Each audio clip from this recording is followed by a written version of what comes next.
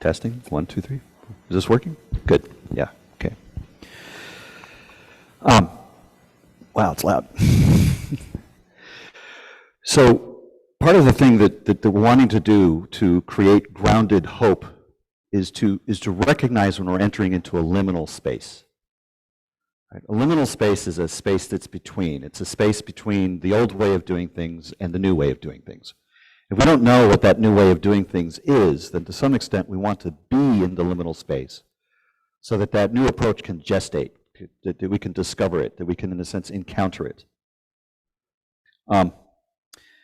So one of the things that's really important when looking at that is to not to try to import the old rules, but to try to connect to the principles of what's actually going on.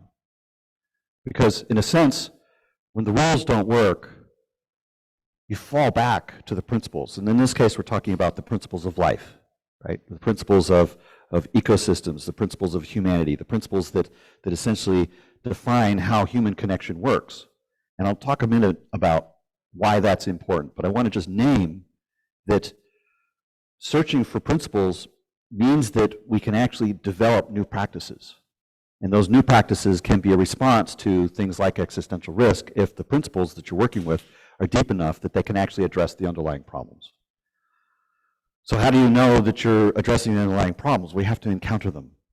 And this is a bit what the last lecture was actually talking about, is basically saying, hey, you know, there's some really serious things going on, right? Existential risk associated with artificial intelligence is real, and it's real for a variety of reasons.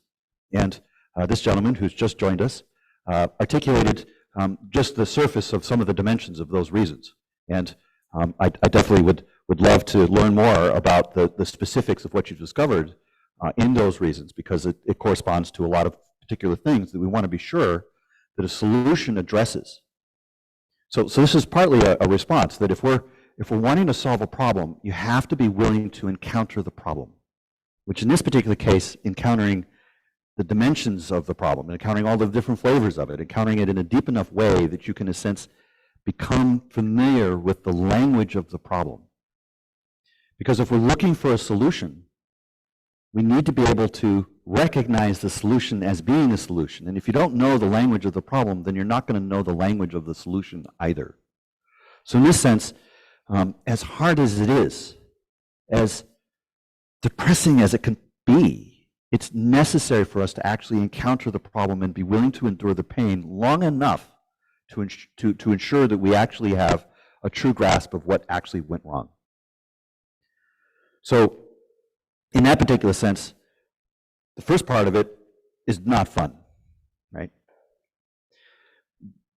But once you discover those principles, once you learn what those principles are, and that's where we're going to go next, is to start talking about principles, then it becomes possible to construct practices that can be a response to the problem, and you can trust that those practices are actually responses because you've characterized the problem really well, and then you can test to say, does this solution address all the things that we know about?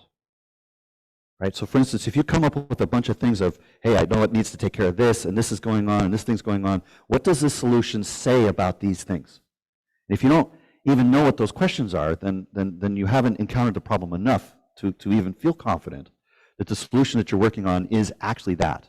And especially if you're going to be in a position of leadership, to be presenting some idea as to what the solution is, you want to be really confident that you actually have encountered the issues. Now, obviously, in a short time like this, I can really only sketch some of the things that are relevant. I can begin to give you at least some of the questions that I've encountered along the way. So obviously, it's not going to be a complete how to solve life, the universe, and everything in 30 minutes or less. But we can begin to sort of think about what are the kinds of considerations that are involved in something of this nature. So to start with that, I'm going to begin with a little parable, the parable of humanity. 200,000 years ago, or longer, humanity lived in a state of nature. We lived in tribes. We lived in deep, intimate contact with all the greenery that's outside.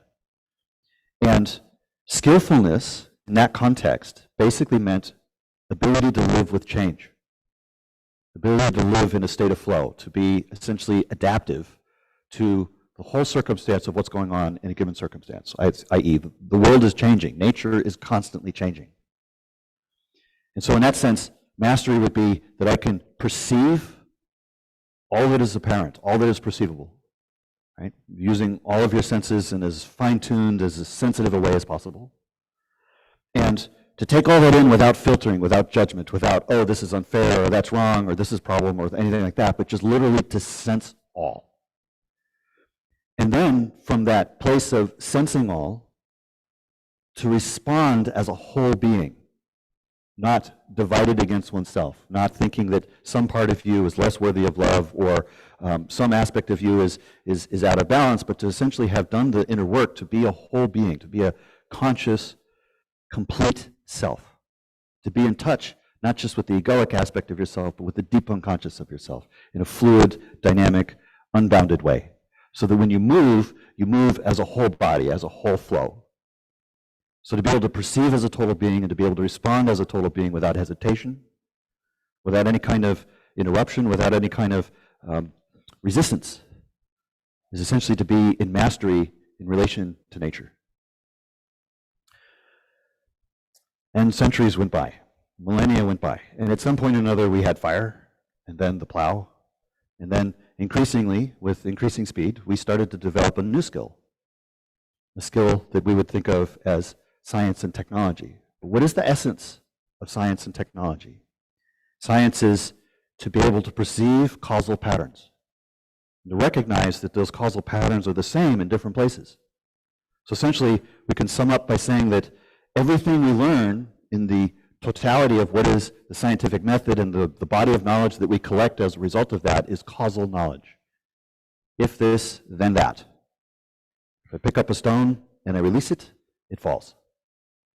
The action of releasing a highly held thing, something lifted, without any other forces involved, I can predict it will fall to the ground.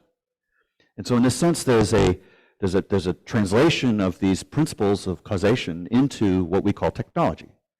So between science and technology, we're basically mastering causation. Now, one thing that I'm privy to as a result of decades worth of metaphysical investigation is essentially a sort of perspective on the nature of reality. And without going into a lot of elaborate detail, I'm going to mention that there's an underlying pattern to the nature of reality. And one of the ways in which that pattern can be expressed is to say that reality is that which is at once choice, change, and causation. And anything that is absent choice, or absent change, or absent causation is not real, is an illusion. Now, there's lots of schools of thought that connect to principles like this, and they have been developed in history, but this expression of this is essentially a very pure form of understanding the nature of reality. And so, if we hold that these three ideas of choice, change, and causation are distinct, inseparable, and non-interchangeable, and again, I could spend years describing metaphysics and the ways in which we can understand that the nature of ontology, epistemology, and axiology are connected. What is, how do we know, and how do we care? In that sense, I'm basically answering a question that the notion of reality can be understood as a kind of epistemology in the nature of choice, change, and causation. There's a way of thinking about the ground of reality in an ontological sense, and that we care, therefore, about skillfulness in relation to change, causation, and choice.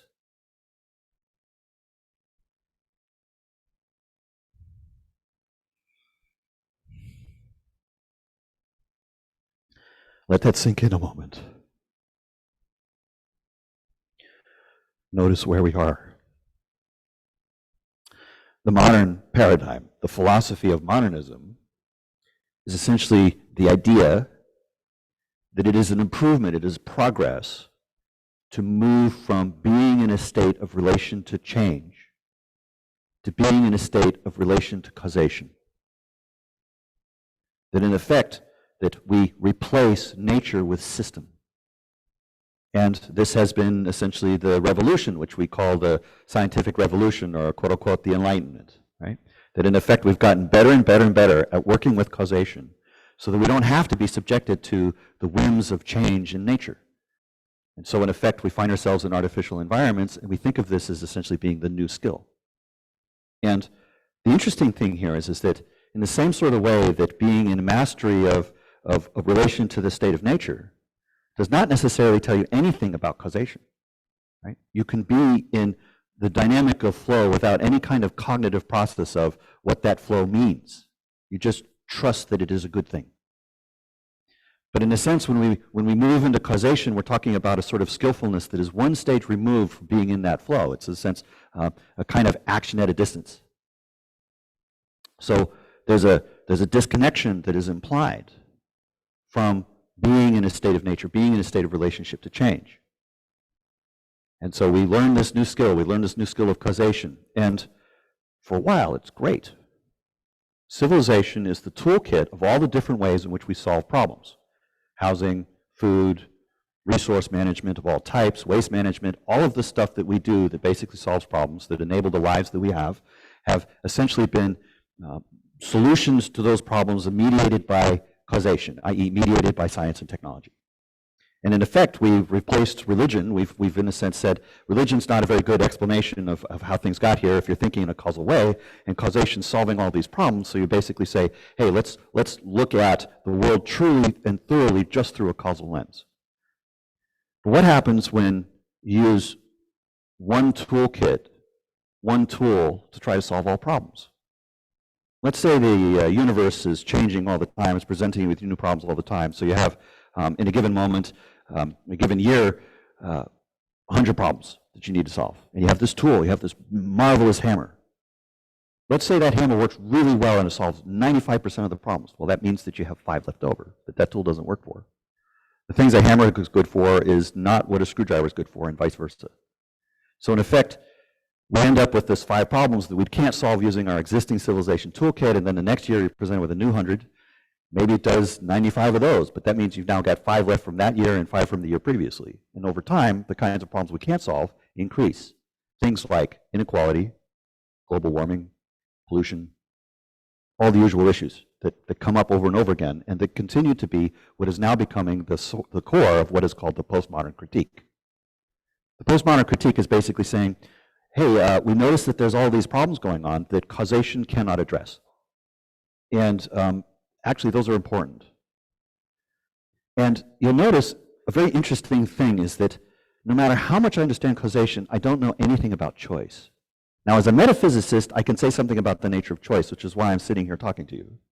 But the main thing is that we can notice that the critique of modernism is essentially pointing back to that we need to be good at making choices, and that people that have choices need to have those choices.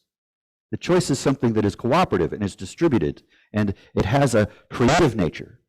So in effect, there's a sense in which we're looking to engender and enliven those kinds of things individually and collectively so that we have the wisdom. Wisdom was mentioned a few times, and it was mentioned in the sense of, hey, we should be really specific about what we mean by that, and we should be specific about how we engender that. And the idea here is that with wisdom, we could make better choices, which connects back to something like ethics, which itself connects back to how do we make the kinds of choices that don't get us killed, right? Survival and the well-being of the future, and so on and so forth.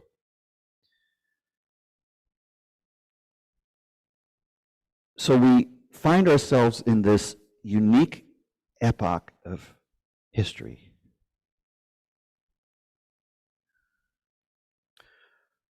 where it is necessary for us to get really skillful in making choices.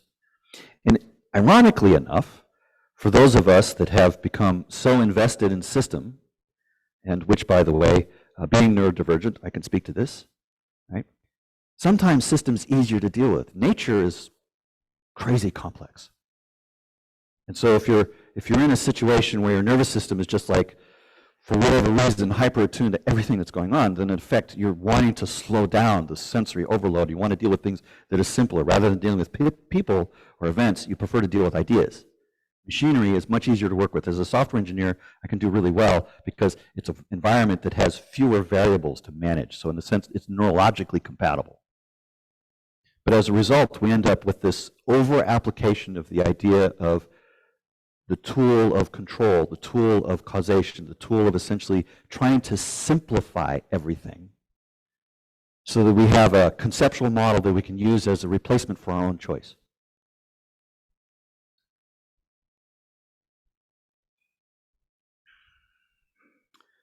In other words, if we're going to make good choices, it is just as important that we be able to feel through what is a good choice as think through what is a good choice. Both are necessary. Either one by itself is not enough. We don't want something to just look good or feel good. If it looks good, it's flashy, but it doesn't make anything happen. If it feels good, it could just as easily be an addiction. So how do you know that it is good? What does the nature of goodness actually mean? And what does it mean in a sense that is not necessarily just true for this location, which morality would imply, but is actually true generally, i.e. is principles. Principles that are in a certain sense universal, that they apply to all people and all places. And I would submit that an understanding of the nature of choice is the kind of thing that we need to get really good at. We need to understand the principles of effective choice. Not just effective choice, but healthy choice, wise choice. Forgive me for going slow, but some of this is really intense.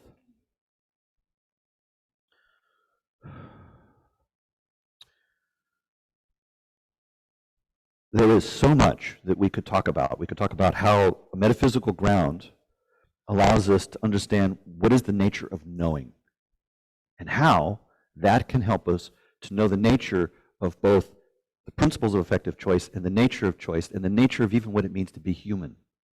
To know how to balance the totality of feeling with the totality of intellect and then to blend them, because that's what we are going to need to do.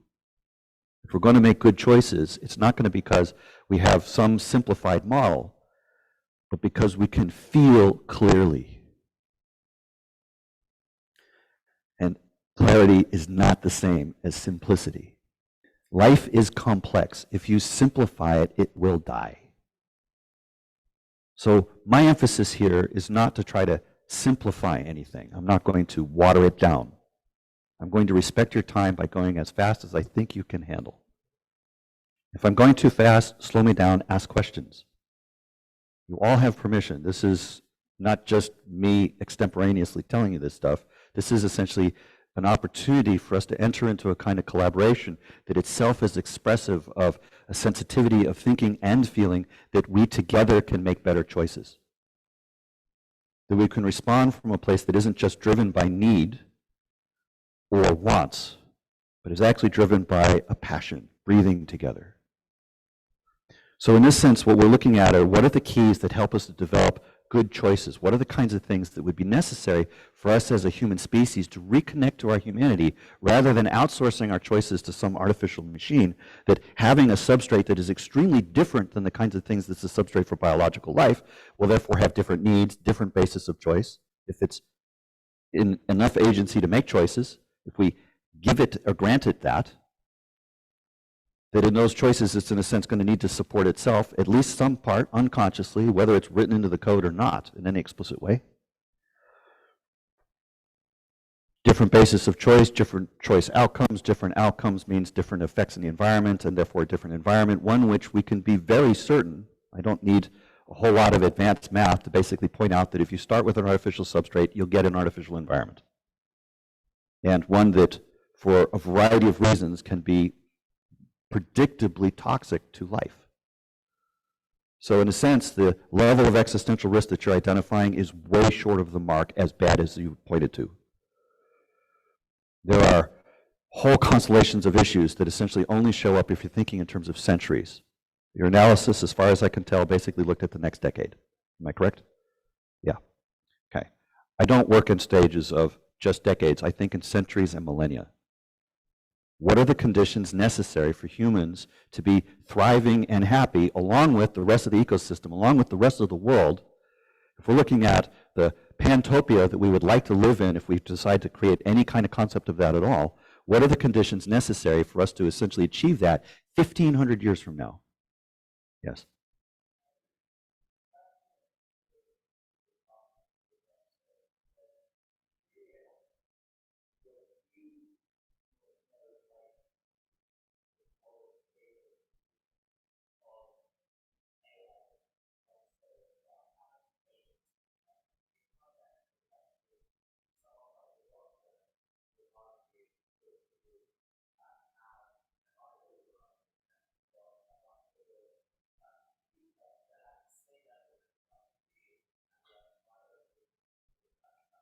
Mark that assumption. You've got to mark that assumption, though. Same level of complexity. Yeah.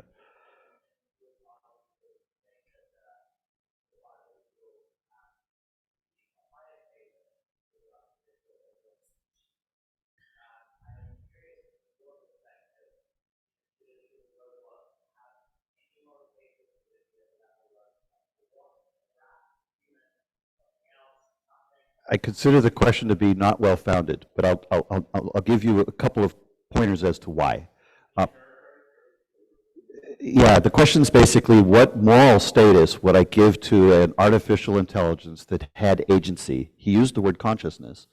And where would I place that? Like, how would I evaluate that consideration? It's a valid question. I'll first point out that I'm not a transhumanist. I have very specific, there were several people in a conversation yesterday where this question came up, and I addressed it at length then. It took about an hour.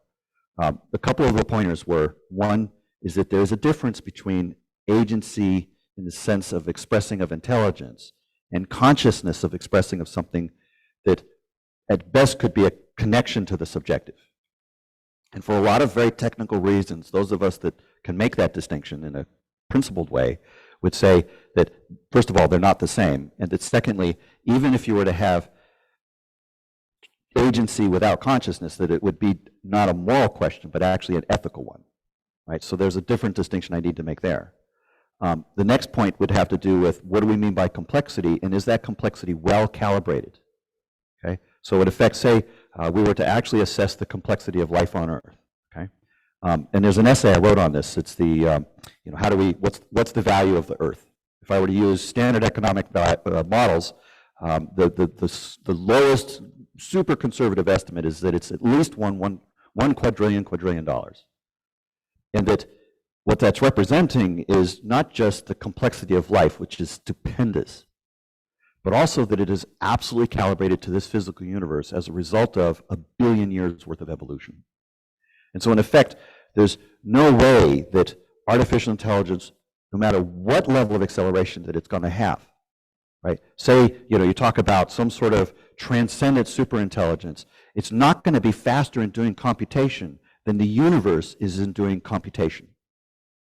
So in effect, there's a sense in which the adaptation of life to actual living in the world or actual relationship to the true substrate of physical reality is just going to be more calibrated because it's had more time to actually do that computation in the physical substrate itself. So in that sense, to make the comparison without both looking at the complexity and the deep connection at the microscopic to the true nature of the universe and all of its chemical complexity, all of its quantum complexity, all the different subtle variables that show up in that, it can be computing at superintelligence rates, but it's still not going to keep up with the physical universe. The physical universe is always going to be faster. So in this sense, if I'm very, very disciplined about how I think about a question like that, distinguishing in all of these ways and so on and so forth, it'll be a long time before it gets to the point where there's any kind of equivalence that the notion of uploading or bootstrapping or bootloading to some sort of artificial substrate would be a good idea. From an ethical point of view, from a symmetry and continuity point of view, in the sense of talking about what is actually a non-relativistic ethics. And so there's, the thing is that in this moment, you're encountering me as a person that has gone through decades worth of looking into these particular questions. So I don't have time to teach you the non-relativistic ethics. What I can do is I can point that there is such a thing. There is a way to think about the ground of choice that is not specific to either situation or the subjective or the person. That is essentially true in the nature of choice itself, and in that sense, true to the nature of the real itself. And there's some fine distinctions having to do with the distinction between existence and real and objectivity, which show up when these conversations get sufficiently technical. But in this moment, I would like to point out that the notion of choice being real is something that the scientific method, which, by the way, is based upon a method of identifying causation, would not be able to assess. I can't use the scientific method to justify the application of the scientific method as being the only way in which to do empirical truth. There are other ways. They're just not that fashionable right now. But they will need to be. If we're, in a sense, going to re-embrace the human such that we have in the relationship between the human and nature and its relationship to technology, that we balance the relationship between humanity, machinery, and nature, which, by the way, is what we need to do. Because that's not a cycle right now. We have the hubris to think that nature is in service to man, and oh, by the way, we built this machinery and we built it for us, so the machinery is in service to man. That is not sustainable. It is not a cycle. It is not a ring. And the nature of process as ring is down into the very essence of the substrate. It's as deep as it gets. So, alighting over all of that, we can basically say that I'm not going to be able to use causation to figure out choice. So what are the kinds of things that help us to figure out choice? Not figure out in a sense of a problem to solve, but figure out in a sense of embodiment. We're looking at a kind of skillfulness of choice, individually and collectively. And if we're going to pass the Fermi paradox test, how many people here know what that is? Basically everybody. Do I need to fill it out for anybody who doesn't want? If you want me to talk about Fermi paradox for a few seconds, I'll do that. You would like that, okay. Basically, the scientists noticed that, hey, we haven't seen any alien intelligence out there. And wow, we probably ought to have, because there's like 700 billion stars. And many of them presumably have habitable planets around them. And we don't necessarily know how likely life is to form, but it should at least be likely enough that it comes occasionally in that scenario. And even if the odds are really bad, maybe that life develops civilization capacity, multicellular organism, all the intermediate steps, and then eventually gets to technological capacities. We should see technosignatures. We've got really good telescopes. Radio frequencies aren't that common in the universe, right? The sources of those are relatively quiet. So in that particular sense, we should be able to detect something at least. But we don't. So then the question is life really, really, really rare? Like, in a universe where everybody wins the lottery all the time, what would be a lottery in that world? And if in that world you won the lottery all the time, what would be a lottery in that world? Okay, life is really, really sacred, really, really precious, right? Now, regardless of how you think about that, it shows up as you need exponential notation to even think about this. Or maybe it's the case that the entire universe is deciding to hide itself from us, and that all the other life out there is basically being really, really good at keeping the secret. But again, 700 billion stars, right? So there's lots of different civilizations. So you think that that coherency is going to be so perfect that their government is, however it's organized across, oh, by the way, time light distances, that that coordination is so perfect that there wouldn't be just a little bit of leakage?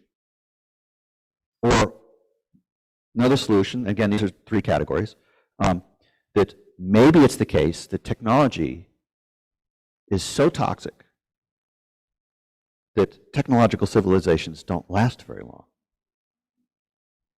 Now, I can't do anything about how real life is, other than to point out just that for that notion of sacred, religion doesn't even come close, right? Whatever notion of sacredness that you have from whatever sense of religionness is off by an exponent of at least 12 orders of magnitude. This world is sacred in ways that are beyond description. And I could spend a lot of time talking about that. I won't, because it would be a digression. But in this moment, I can basically say, can't do anything about that. Can't do anything about whether or not the rest of the universe is hiding itself from us. But I can definitely do something about observing that technology is toxic. And that's not a claim from an opinion point of view. It's a rigorous claim based upon a structured definition of what toxicity is. It's a depletion or an overabundance of something that won't fit, doesn't cycle, doesn't connect back. Right? If you're looking for natural things, you're looking for, if I have too much selenium here, it goes into places where there's too little of it, and that happens. And if you don't have that happening, then the accumulation or the depletion eventually breaks the cycle. That's toxicity. Right? Technology, as it's currently conceived of, and pretty much everything to do with causation, is a linear process. And when it becomes a nonlinear process, well, then you need to be careful. You need to think about things in a different way. And so we're at that cusp. We're trying to use technology to basically do the things that choice is supposed to be doing, and it is not going to work. So in effect, as a predator species, right, how do I know? Eyes are in front. Okay? So in this particular sense, you have this really bad combination a species, us, me, you, that effectively is attempting to not do the explore, exploit paradigm, is to actually do something else, and in conjunction with something that magnifies power. Right? What does technology do? Like, if I think about human relationships in the sense of I can be connected to another person in the sense of power, in the sense of transaction, or in the sense of care. Which is the basis of the relationship? Well, technology doesn't affect those three things evenly. Technology magnifies power. There's lots of people that have talked about this, right? A single human being with a bow and arrow can do one thing, but if you've got a freighter out there with a drag line behind it, you can basically do a lot more, right? No creature in the wild essentially has the capacity of itself multiplied by 10,000. So, if we're looking at these three things, we notice that it increases power, it increases the capacity for transactionalism, obviously the entire financial world, but it doesn't scale care. And if we're going to make good choices, it's going to be on the basis of care, not on the basis of transaction, or on the basis of power. So there's a discernment. So in other words, here's my first piece of advice. If I'm going to give advice, since people seem to be interested in that. Be discerning about the nature of the relationships that you're having. Be discerning about the basis by which you are acting, by the basis of how you are receiving the actions of others. Are they relationships that are transactional relationships? Are they relationships of compulsion, i.e. legal structures, or things where one's dominating another, pulled out a gun, made it so that you had to, extortion, anything like that? Okay? Just put it in categories. If it's a relationship of power, or if it's a relationship that is fundamentally about transaction, or if it's a relationship that's fundamentally about care. Relationship with a child can't be other than based on care, or you're not loving your child. Yes, there are power and transactional aspects of every relationship, but don't let that be the foundation. Part of the nature of the way the problem has shown up is that it used to be the case that commercialism occurred occasionally. Think in the Middle Ages, or even earlier than that. Marketplace happened maybe once a month. At the time, community was what's going on. But nowadays, it's marketplace, commercialism all the time. And if you have community, it tends to be a feeder for extractiveness into another marketplace.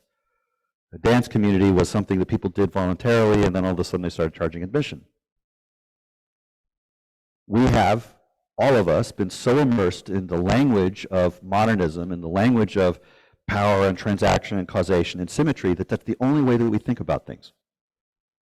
But if I want to understand consciousness, and if I want to understand the subjective, I'm not going to be able to do it using the vehicle of symmetry. I can only do it through the vehicle of continuity.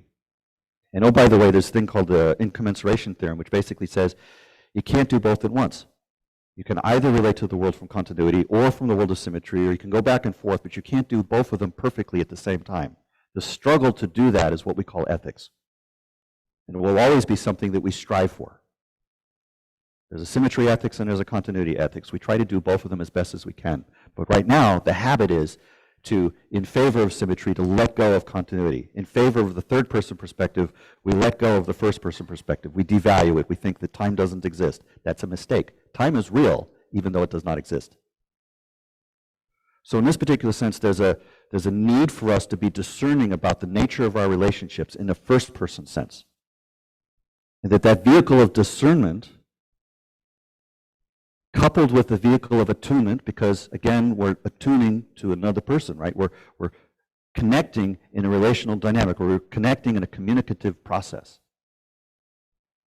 So in effect, if we're wanting to honor the nature of choice, which is fundamentally creative, fundamentally cooperative, which, by the way, in the same way that creation can neither be repeatable nor observed, that means that something about the nature of choice is not repeatable nor observable. If you go looking for choice in the sense of trying to find some scientific rationale for it, you will fail, because it doesn't show up in a symmetry way. It's not causation, it is choice. So in this particular sense, we're noticing that the kinds of things that create good attunement, the kinds of things that create good discernment, and when we place those in the right ways, we make the kinds of skillful distinctions. That implies a whole new set of questions. And those questions create transparency. They create insight. I have 2 eyeballs and 2 ears and 2 feet and 2 arms. We all do, most of us. There's a sense in which each eyeball has a 2-dimensional field of vision. I take two-dimensional fields of vision, I overlap them in this sort of special way, this phase coherent way, a way that creates continuity. And then I get insight. I can see a 3rd dimension. I can tell how far away that pillow is.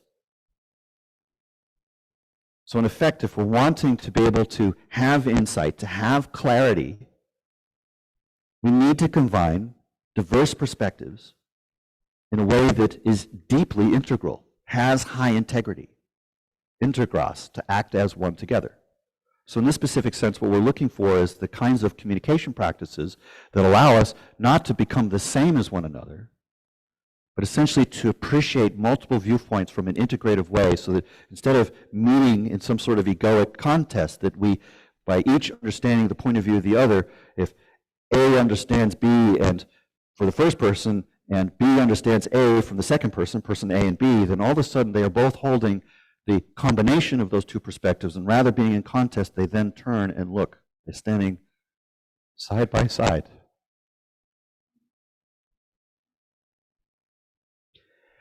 And that move is magic. Because it's not just the case that clarity and transparency is the ability to see through. It's not just that insight gives us new interesting questions to play with our intellect. Transparency is the capacity to move through. I move in the space that's afforded by the transparency. So in this particular sense, rather than trying to come up with better and better intellectual models, I would encourage you to become more and more discerning about your feelings in connection. And that from that basis, we can make better choices, individually and collectively, and in fact, there's no difference.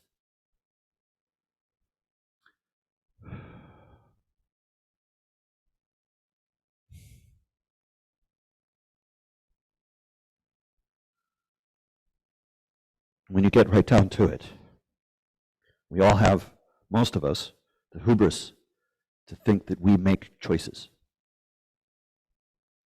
In a sense, we posit that the notion of self or the notion of world creates self, and that inside of self we have the illusion of choice. That's how modernism would describe this. But if we regard that the nature of the real is that which is at once choice, change, and causation, choice, change, and causation, and that that is truly the ground of the real, then it cannot not be the case that choice has self. It's the other way.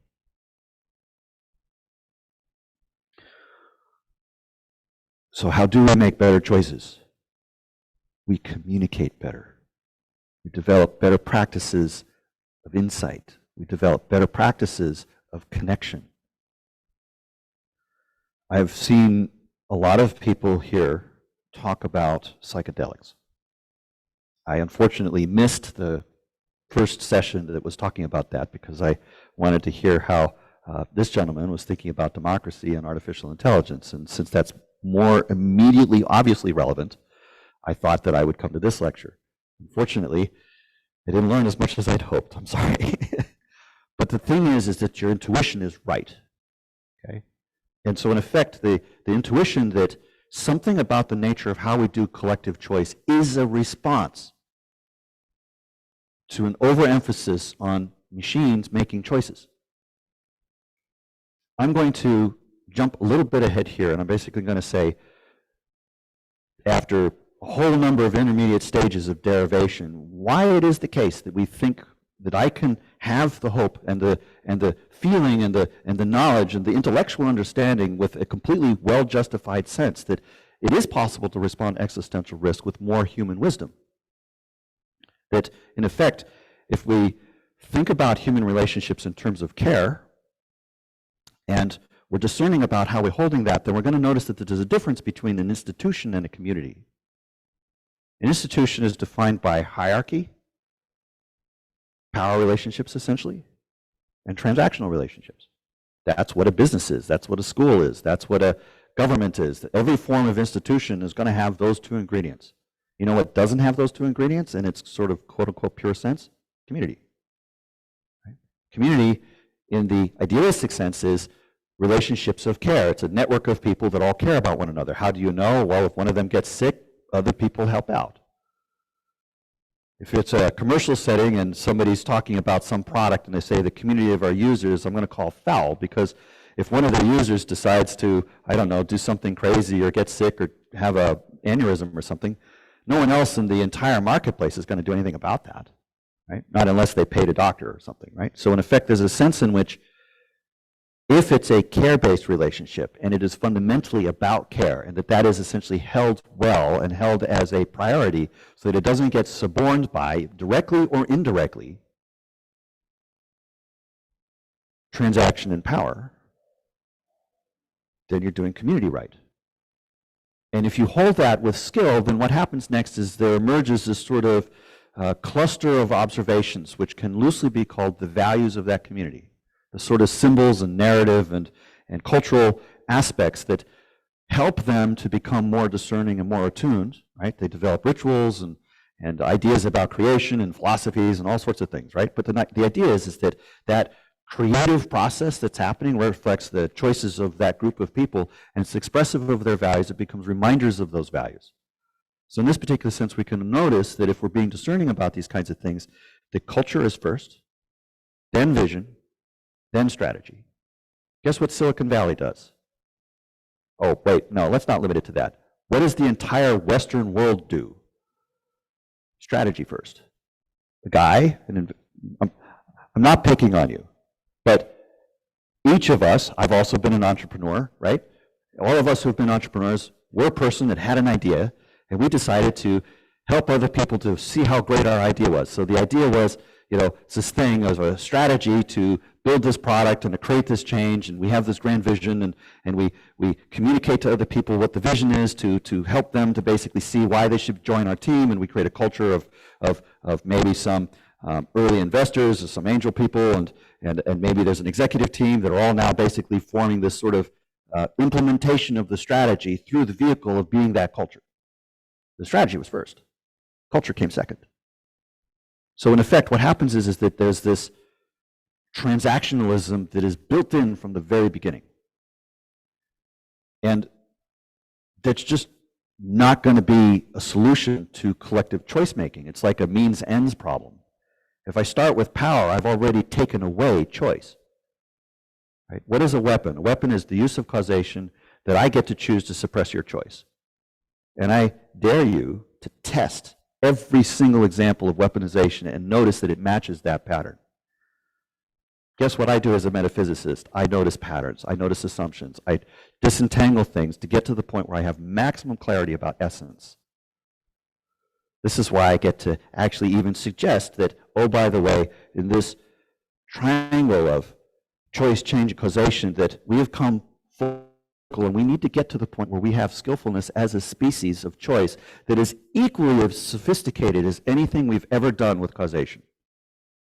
That's the milestone we need to aim for. That's the solution to the Fermi paradox. And if you think about it, it's the only thing that can be. Because more application of causation will not solve problems created by causation. Einstein made a quote about this. Unless you are actually able to move beyond the old paradigm, you don't have a solution to the old paradigm.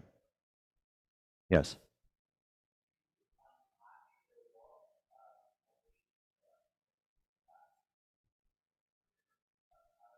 I'm a foundational ontological metaphysicist. What that basically means is that I've looked at the fundamental ground of being itself. And so as a result, I can look at the relationship between doing, being, and becoming. If I'm looking for what are the kinds of things that are essential to that, like what are the things that give me this particular confidence, well, I can basically notice things like, for example, we have two theories of physics. General relativity and quantum mechanics. They are both expressions of a deeper pattern. That pattern isn't the kind of thing that a physicist would be able to use as a grand unified theory of everything because of something called the Bell theorem and the Gödel theorem, but those are technicalities. The thing is that underlying pattern, therefore, in the sense that it's as directly observable as an expression, like you can do a mapping from these two empirical theories down to this ground. So in a sense, you can say this ground is as empirically verified as anything else we currently know on an empirical basis. But that's not all. There's an analytic process that you can also use. So basically, if you say, what is the notion of truth? What is the relationship between truth and falsity? Is the relationship between truth and falsity an element of truth or an element of falsity? Well, it's neither. It's a non-ontological category. The relationship between content and context is neither content nor context. It's its own ontological category. The relationship between perceiver, perceived, and perceiving is three concepts, distinct, inseparable, non-interchangeable. And so in effect, the very notion of epistemology as based upon the notion of observation has this triple built into it. And so in effect, if I honor the fact that this triple is essentially built into the very nature of epistemology itself to the point that it becomes, as a cycle, equivalent to the nature of ontology, then it becomes the most perfectly verified nature of knowledge knowable. So of course I have confidence. Because to do anything other than that would be to not honor the truth. So in this sense, on an empirical basis, it analyzes out the same way that anything in mathematics would, because it's the foundation upon which mathematics is built. Mathematics is the study of pure relationship. I'm talking about relationship. Measurement as a process is a kind of relationship, it's a kind of comparison, and the notion of comparison has intrinsics built into it, that if we look at the dynamics of those intrinsics, we can notice something about the nature of what's knowable, because any observation is a comparison. So I can just build these concepts, I can construct the whole thing from beginning to end. It takes several hours, but at this particular point, once you've walked the path a few times, you get familiar with it. So in this sense, you'll notice I don't have any notes. In fact, I mostly just have a gestalt that I can just basically take apart any question and immediately construct the path of where's this person at and where do they need to go. It's like a routing algorithm. So in a sense, there's a deep confidence that's not just born on all of the work that has ever been done in human history, in all the various ways that it's been done, but essentially multiple ways of interacting with that all come to the same answer. So I'm not speculating here. I'm observing something. And this is what gives us hope, right? Because you raise the point, if I didn't have some way of grounding hope, if I didn't have some principle that I could lean back on and say, this is the way forward, and know for sure. Like, it's not just, are we asking the right question? But how do we know we're asking the right question? And how do we know that we're asking the right question? I need that closure. Because as a species that's developed the power of gods, we have in our hands today the capacity to create and destroy all worlds. This world, right?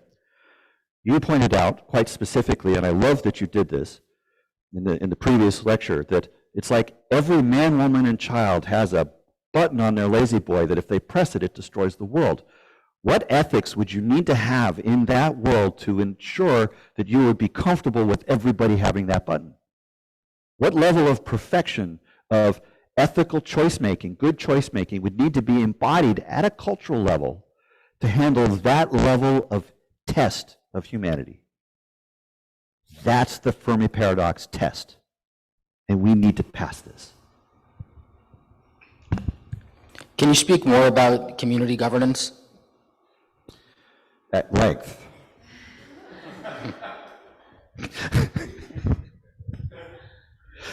How much time do I have left? 10 minutes. I can't now. What's that again? So, lead with culture, because you're not going to be able to do governance without having culture first. So if I want to do good community governance, I'm going to need to, in a sense, get really, really clear about how to enhance culture. I've made some observations just in the amount of time that I've been here, not about this event, but also about Costa Rica, right? I would love to see more culture here. It feels like the culture has somehow been pushed into the margins. And more than that, I don't want it to just be the old culture, but essentially a vital new culture, not one that's just like something based upon something off of Wall Street, but something that essentially incorporates the deep principles of a reverence for life, reverence for our own lives, and a reverence for the lives of all that is around us, because it is precious at dimensions that at this particular point I can only barely allude to. I would literally need to construct within you the capacity to imagine. I'd have to, in a sense, build the tools to have even the ability to imagine as a distant thing how sacred this world truly is, how important it is for us to embrace our biology and embrace our capacity to connect with one another as a human species, to be able to make the kinds of choices that can be a response to the most critical tests that this species will ever face. Unless there's a big asteroid on the way, but we'll leave that aside. So the point here is that in any circumstance, no matter what, we need to become mindful. And mindfulness includes a quality of feeling which can essentially help us to discern and to attune to what are the values. What are the deep, true values? And, oh, by the way, there's this really nice thing about values in the triple of choice, meaningfulness, purpose, and value, right? Purposes are mutually exclusive. Values are what is technically called intercomposition. You can have all values at once. There's no necessary value conflicts. And one technicality is the values need to be positively specified. I can't say, I don't value that. That's not positively specifying value. I haven't said anything when I say not that. Because the universe is functionally infinite. So in this sense, you need to be specifying values in a positive way, but once you have done so, you notice that it's possible to hold all values simultaneously. Part of the way in which we experience friendship is that I'll value what you value because you value it. And I hope that we can enter into a reciprocity of that relationship.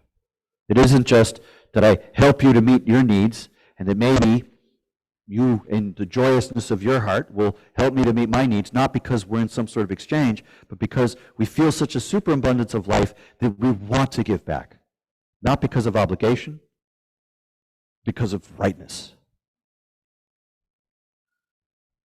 And that we can then enter another aspect of celebration of life, right?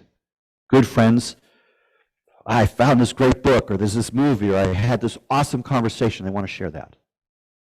Not by social media, but by human-to-human presencing, right? To restore the meaningfulness, because meaningfulness is more basic, more primal, more vital than either purpose or value. Values in an embodied sense have a completely different nature than values in an abstract sense, right? We think monetary value, that's an abstraction. Discern the difference between abstract value and embodied value.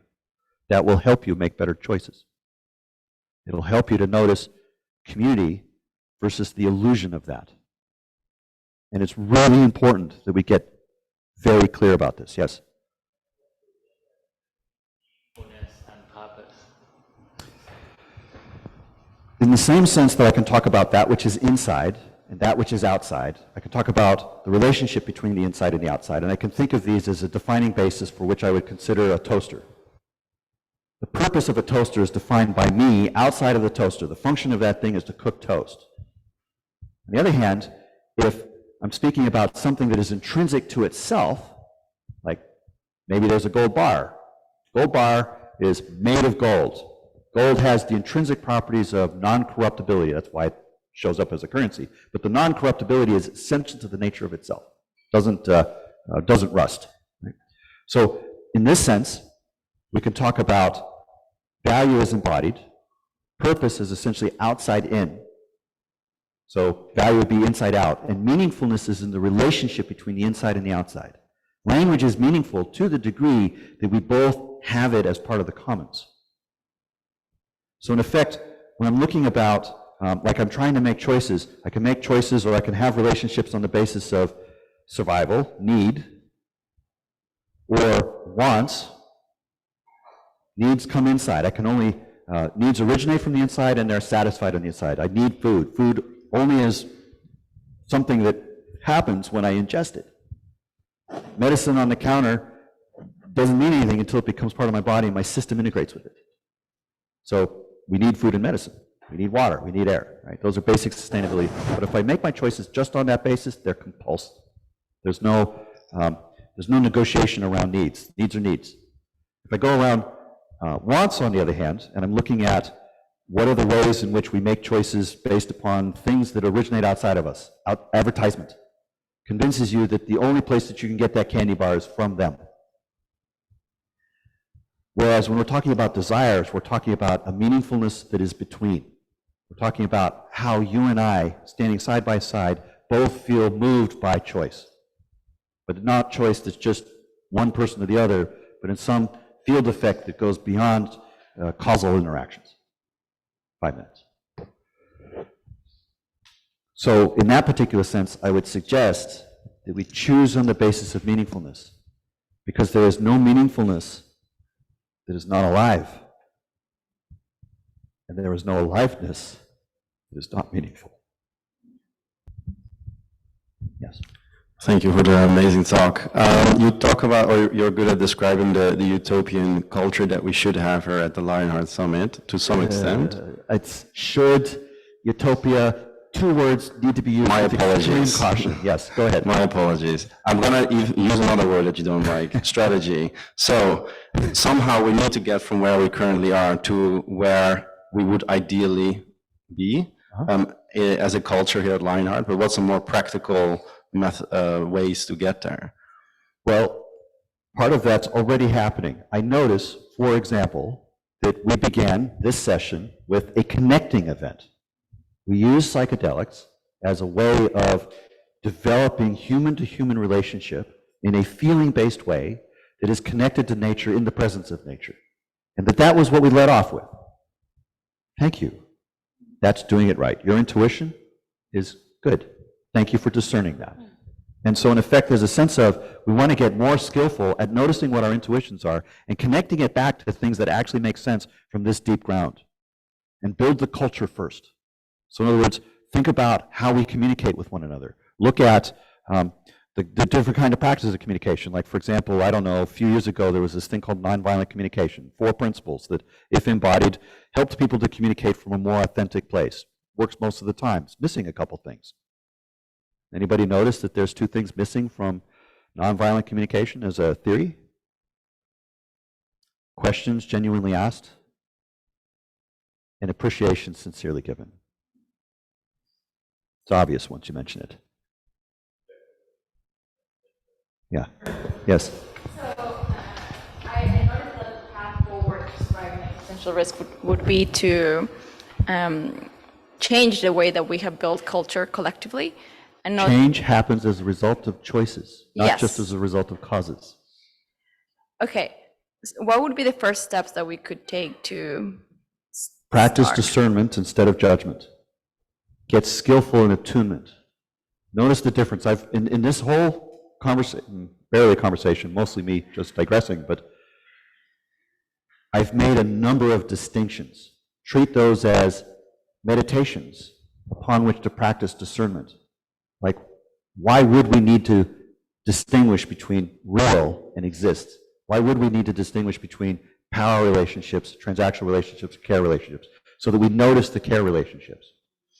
Why would I need to become, and I didn't mention it in this case, I mentioned it in personal conversations a few times, how to work with emotions and distinguish those from feelings, also distinguish from thought. Things that we commonly treat as synonymous turn out to be vastly different. And many things that we think are vastly different turn out to be the same. So I don't want to have the judgment of presupposing what's the same and what's different. I want to engage with it sufficiently well that I can notice the true cleaving points of reality. From there, I can make better choices.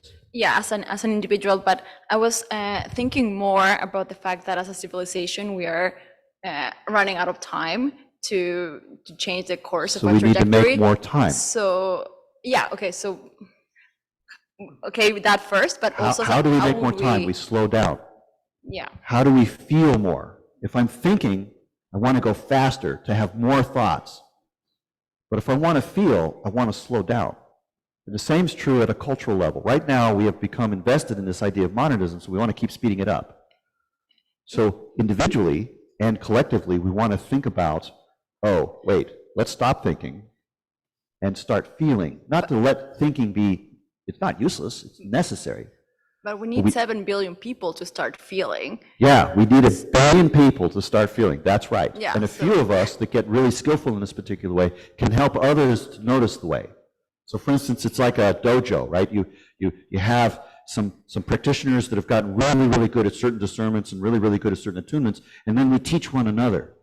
Because while I may be really skillful in some areas, there's other things that I suck at, right? So in effect, we need to help one another, and we need enough time to build the relationships that have enough depth for that help to actually integrate. I know that's not the answer you were looking for. Well, I was just mostly asking then, how do we start making more time to change the culture, if we need to change the culture to be able to slow down? One way to do that would be to transition from a question of how to a question of why to a question of what. Because what is a deeper answer than how and why. Can answer what. That would be the metaphysics, ground of being, which is a whole other dissertation, which I have even less time to do. Where am I in time? Perfect. Any questions? We had a question here. We have a question somewhere. Yes, go ahead. I want to close over something that you said, because I think it's useful. You said that specifically on man, machine, and nature. That's right. Can you give the proper flow of that? Nature supporting human, not human pulling from nature, but nature, in a sense, giving as is natural to give. Humans supporting machinery to support nature. That's the cycle. Because there is a clear case that a lot of damage has been done. And we're going to need some amount of technology to repair the damage so that we can step down the level of technology so that evolution as a creative force, humanity as a creative force, and evolution as a creative force, evolution, technology, and humanity, each sources of creation at microscopic, mesoscopic, and macroscopic scales, not necessarily in that order. That's a koan for you to work on. There's a sense in which the balance of creation itself needs to be restored. So in this sense, there is a flow, there's a cycle, there's a deep pattern underneath all of this. And that pattern is something that I don't necessarily know that everybody needs to understand it, but it is the reason why I can speak of that as being the correct way. Thank you, Forrest. This is a heartfelt question specifically for you. At this point in your life, how interested are you in the importance of the immeasurable aspects of life, and more so on the actuality of being and feeling within it? You're asking for me as a person.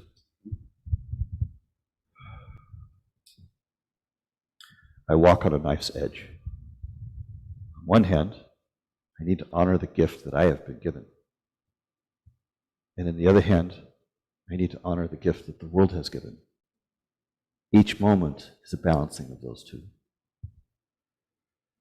How that plays out in the future, I have no idea.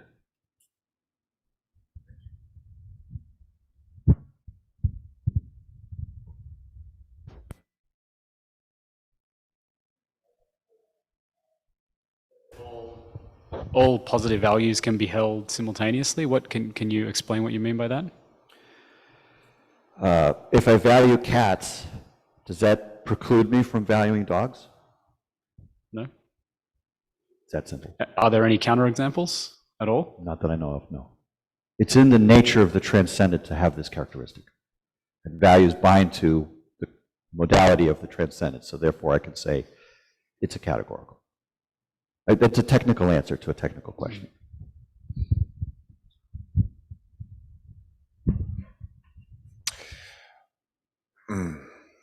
Trying to see how I can answer this or ask the question, but AI is created out of strategy. And Presumably we continue to operate that way, yes. so is that bound to be turned into a weapon? Well, in the sense that it would be the use of causation to suppress choice of all of future humanity for certain, then yes, it's a weapon. Yeah. That's one of the categories of existential risk, and right now it's probably the most serious. There are 4 others that I'm tracking, which I won't name now.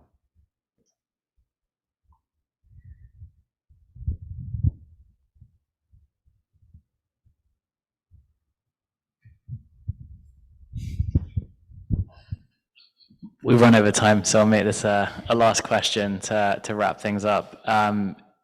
If people want to learn more about your work or continue to go deeper down the plethora of rabbit holes that you can take people within, how can they do that following this session? Thank you. Actually, I had forgotten that that would be an important thing to do, so I appreciate this.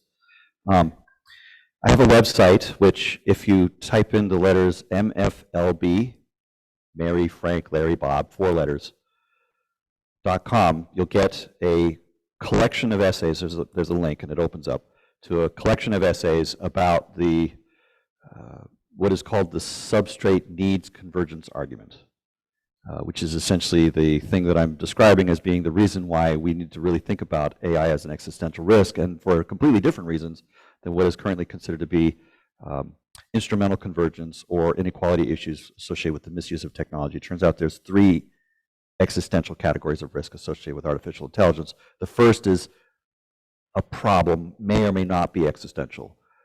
The second one is known to be existential, but the third is actually the most serious of them because it's inexorable. It's one of those things that the only way to win is not to play. So I took all of the materials off the front of my website to have it just be about that one topic. And those are not easy essays to read. Many of them are very technical, but on the other hand, it's the real deal. If, on the other hand, you want to encounter more information about the metaphysics, approach me and I will give you a link that essentially gets you to the back end of the website. The website has actually thousands of articles. They're all like a collection of Easter eggs. You can't get to them all from one page. So there's a sense in which if you talk to me, if you get my information, I can give you the links to specific things because I don't expect everybody to read 1,000 articles. So if I know what your interests are, I can give you links to specific pages. But mflb.com will get you the main site, and I run that server. So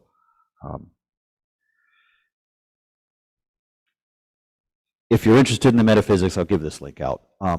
Well, actually, this is a public thing. I'm not going to do that. So in any case, if you need more information, contact me, enter in the conversation. We'll figure it out. But mflb.com, basically. Okay, I think that's it. We good? Yeah.